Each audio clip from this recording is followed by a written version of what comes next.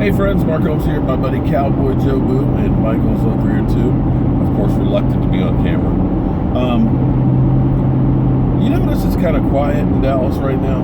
I mean, I know we've had the whole Zeke Elliott situation that's been talked about and everything else, but here it is, it's midweek, and things are still relatively quiet. Now, of course, the team was off yesterday. You know, that's the player's day off, traditionally every Tuesday. But there's no drama coming from the team. I know I'm going to make some people angry when I say this, but Tony Romo not being part of the Dallas Cowboys has really calmed things out. I'm not saying anything bad about Tony, but Tony was always a lightning rod for this team. Win, lose, or draw. Because the conversation was always, if we lost, Tony Romo threw some picks. You know, Tony Romo can't win the big ones, you know. Tony no. When you win, of course, everybody's going the other way about, yeah, Tony Romo is the best quarterback the Dallas Cowboys ever had. Statistically, the arguments are always there. And then, of course, the questions would be, can Tony Romo make it for the season? If Tommy got hit, would he get up? Are we going to make it? What are we going to do? Who's the backup? The things that are wrong with the Cowboys, Tony Romo. But we don't have any of that this year.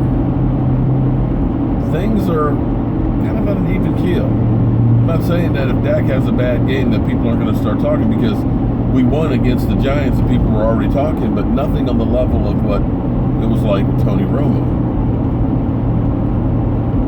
But when you think back to past years when we had the Greg Hardys of the world, another lightning rod, you know, a guy you hoped was going to be able to play well and be able to turn around, you know, but there was always that drama.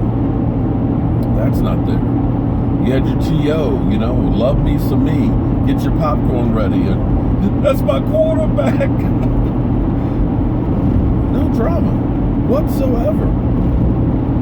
I think it's an amazing thing that, and I'm not in the locker room, but I would love to be. But I think these guys are really like a family. And I'm not talking about the family which has got the crazy uncle and, you know, the brothers and stuff that get on. But these guys are really like a tight-knit family. You know, when you saw Zeke Elliott, you know, with his whole throwing the candy at him and things like that, or, you know, when you got interviews and the other players are cutting up behind him and stuff. Cole Beasley talking about Terrence Williams not missing any practices and stuff. You know, these guys are fighting for time to be on the field. But they understand that it's bigger than just their own personal accolades or their own personal playing time. To me, it's like these guys realize it's about the team and winning. And that's one of those things that it really takes to become a team that's special. You know, looking out for each other and realizing there's a greater purpose than just my contract. I don't know, what do you think, Mike? Do you feel anything different with this team? No, he doesn't. But see, I've been around watching the Cowboys since the 60s. And I'm telling you, the feelings that I have about this team and these players that are on there is a feeling that I haven't had for a long, long time. And I'm hoping that my Cowboy sense is tingling for the right reasons, because I feel good about this team. I kind of like there's no whole drama or controversy out there. Just imagine right now, like a lot of people had said, you know, you got guys from like Max Kellerman who's saying that, you know, the Dallas Cowboys' biggest problem was always never having a backup quarterback. You got to pay Tony Romo anyway. You should have him as your backup.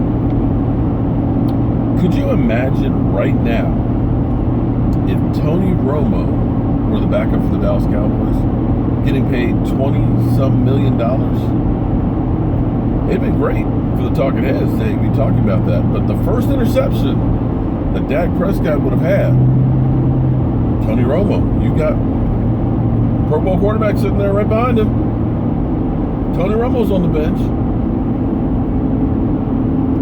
But I'm okay that Tony Romo's not behind him. I'm okay that we don't have a superstar backup quarterback.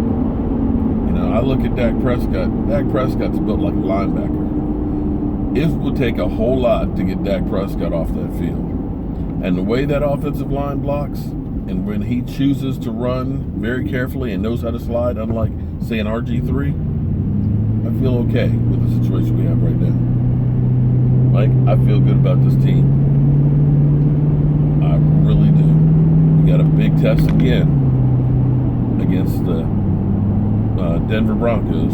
Hopefully we can pass that test too. So as always, friends, I'm Mark Holmes. It's Cowboy Jobu, and no, that's not Dak Prescott riding with